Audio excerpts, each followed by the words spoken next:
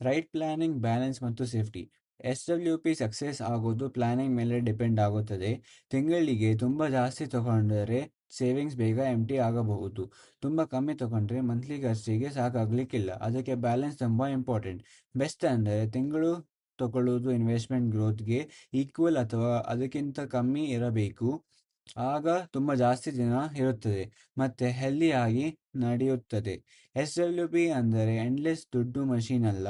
ಇದಕ್ಕೆ ಪೇಷನ್ಸ್ ಬೇಕು, ನಾಲೆಜ್ ಬೇಕು. ಜನ ಮಾಡೋದು ಒಂದು ಕಾಮನ್ ಮಿಸ್ಟೇಕ್ ಅಂದರೆ ಜಾಸ್ತಿ ವಿತ್ಡ್ರಾ ಮಾಡೋದು ಅಥವಾ ಎಮರ್ಜೆನ್ಸಿಗೆ ಪ್ಲ್ಯಾನ್ ಮಾಡದೇ ಇರೋದು.